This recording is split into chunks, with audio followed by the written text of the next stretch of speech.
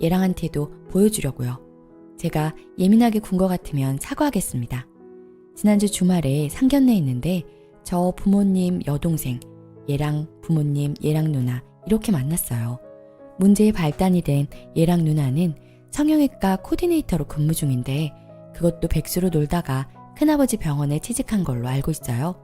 월급 받아다가 그 병원에서 다 수술하느라 실제로 받은 돈이 없다고 남자친구가 농담식으로 얘기했거든요. 일전에 얘랑이와 데이트를 하다가 길에서 얘랑 누나를 잠깐 마주친 적이 있었는데 그때 저보고 눈 수술한 것 같다는 둥, 앞트임도 하지 그랬냐는 둥 평가했다고 얘랑이 저한테 전하면서 진짜 수술했냐 묻길래 좀 어이가 없었어요. 수술하지 않았을 뿐더러 요새 세상에 수술한 것이 흠도 아닌데 처음 만난 사이에 이런저런 평가를 한다는 것이 아무리 얘랑 누나라 해도 기분 나빴거든요.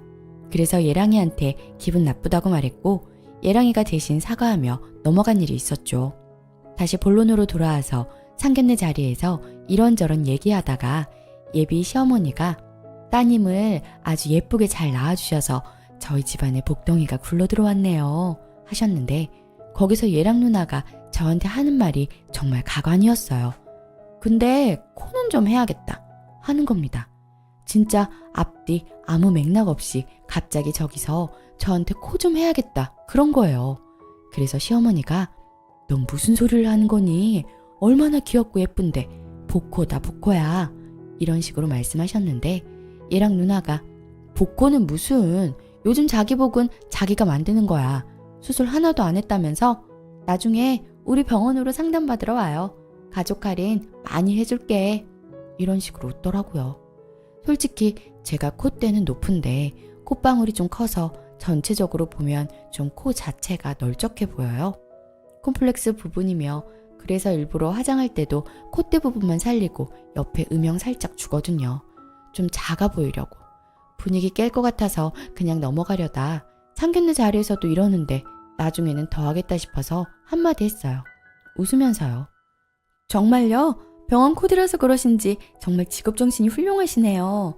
이런 어려운 자리에서 그것도 어른들 있는 상견례 자리에서 그런 지적 어려운 건데. 근데 조심하셔야겠어요. 어디서나 함부로 그런 지적하시면 무례하단 소리 들어요.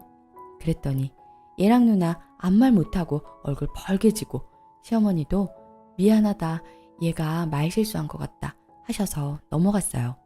그런데 끝나고 나오면서 남자친구 하는 말이 꼭 그렇게까지 했어야 했냐며 누나가 원래 직업병이라 누구 보면 견적부터 뽑아. 나한테도 맨날 쌍수하라 그래.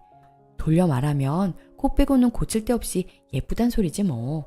저번에도 너 눈 수술한 걸로 알 정도로 네 눈 예쁘다는 말을 그렇게 표현한 거야. 하는데 어이가 없더군요. 그래서 내 코가 컴플렉스이기도 하지만 그걸 상견례 자리에서 얘기하는 것도 무례한데 지금 네가 그렇게 말하는 건 더 기분 나쁘다. 그랬더니 예민하게 받아들이지 말래요. 원래 저런 스타일이라고. 그냥 무시하고 넘어가라고. 그런데 전 그냥 넘어가려니 왜 이리 찜찜하죠? 다른 사람들 의견 좀 들어보고 싶어서 이렇게 글 써봅니다. 후기. 예랑이한테 링크 보내주고 사과 받았어요. 글로 써놓고 보니 미안하다며 자기 누나가 많이 무례했다고요. 그런데 저 역시 글로 써놓고 보니 이건 안 될 결혼이다 싶어서요.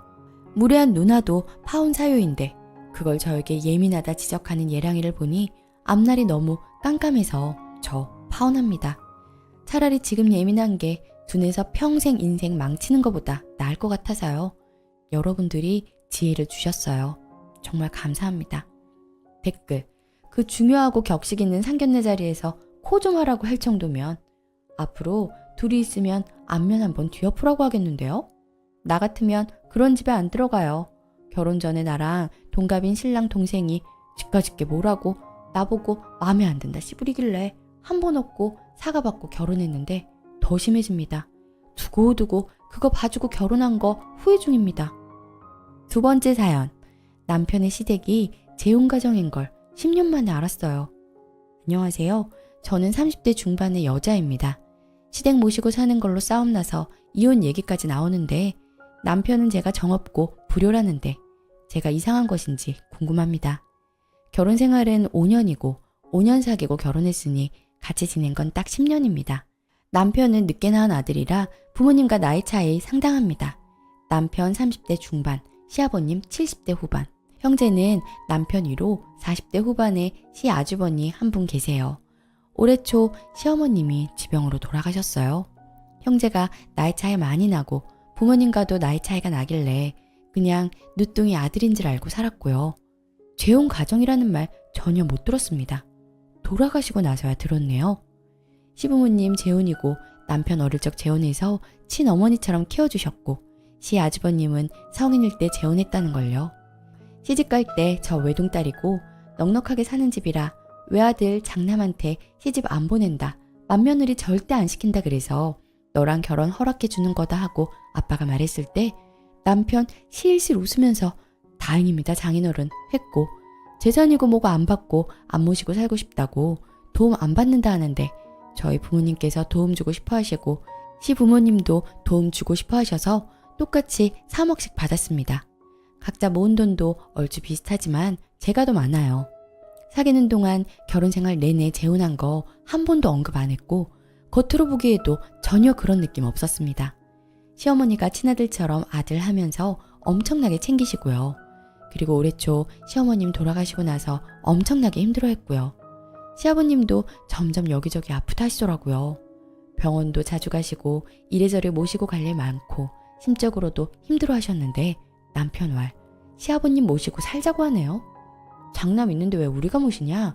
사업 물려받은 거, 큰 거 물려받은 거 다 아주버님 댁인데 왜 우리가 모시느냐고. 우리는 뭐 도리만 해야 하는 거야? 했더니 그제야 말하네요. 재혼 가정이라 아버님은 친부모가 아니니 아주버님이 모실 수가 없다고. 이거 사기 결혼 아닌가요? 왜 이걸 숨기고 결혼했느냐고 따지니 만약 어머님께서 살아계셨으면 아주버님이 부모님 모시고 산다고 직접 얘기했었던 게 있기 때문에 모시고 살 줄 알았다고요. 어머님께서 먼저 돌아가실지는 몰랐답니다. 이게 말인가요?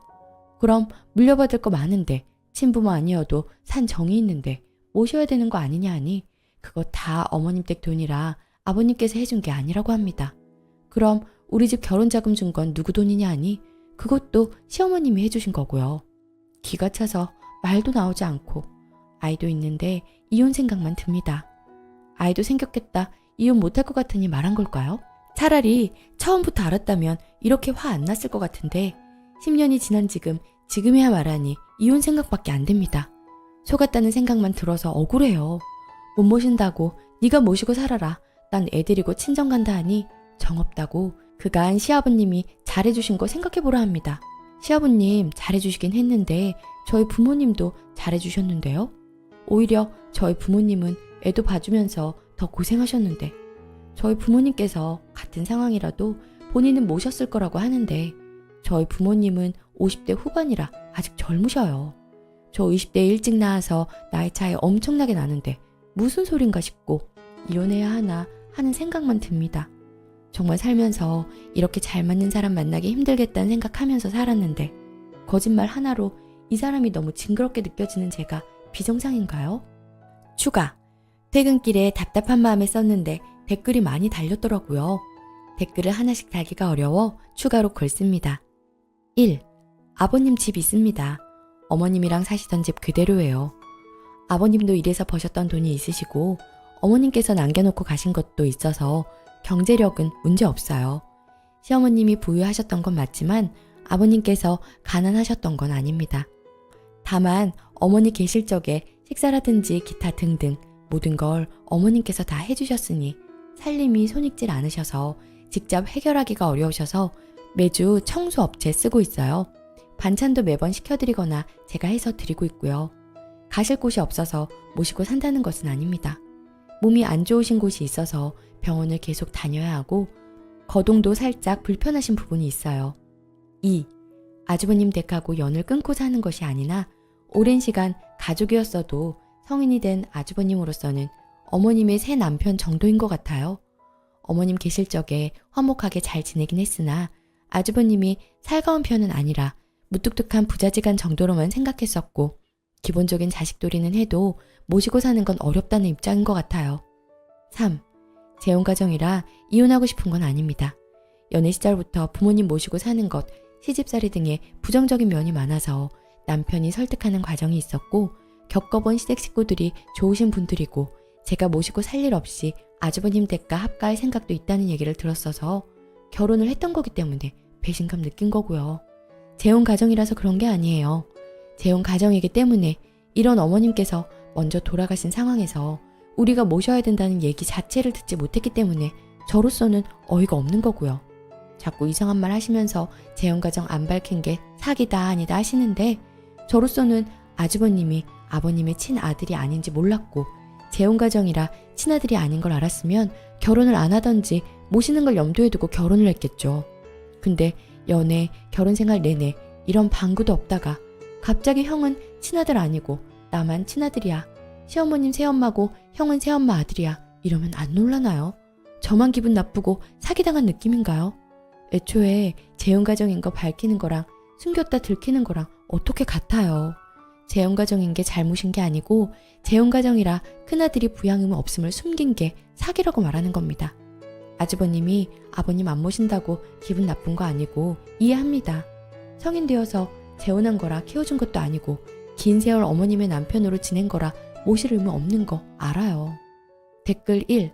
재혼 운운하기엔 기간이 너무 오래돼서 남편한테는 그냥 친부모나 마찬가지고 형한테도 아버지나 마찬가지인데 정없고 불효를 따지려거든 형한테 따지라 하세요. 몇십 년을 함께한 사람도 친자식이 아니라는 이유로 모실 이유 없다는 사람이 고작 5년 된 마누라한테는 너무 큰 거 바라네요. 댓글 2. 어머님께서 먼저 돌아가실 줄 모르셨던 것도 맞고 그것 때문에 상황이 난감해진 것 같네요. 그렇다고 남편분 입장이 이해가 안 가는 것도 아니에요. 뭐 사기 결혼이니 재혼 가정이니 하시면서 남편분 상처 주시는 건 그만하셨으면 하네요. 사람이 살다 보면 예상치 못한 일도 있는 거잖아요. 친부모님처럼 생각을 했으니 딱히 말씀 안 한 것도 있겠죠. 저라면 이렇게 불같이 화를 낸다기보다는 좀 더 생산적인 고민을 할 것 같네요. 아버님 댁이랑 가까운 곳으로 이사를 간다든가 도우미를 붙여준다든가 하는 식으로 말이죠. 사람 일 어떻게 될지 모릅니다. 나중에 님 부모님께서 도움이 필요할 일 없으란 보장이 없어요. 당장 오늘만 살 것처럼 사람을 재단하시려면 이혼하세요. 남편분도 님한테 정 떨어졌을 것 같네요. 오늘의 사연은 여기까지입니다.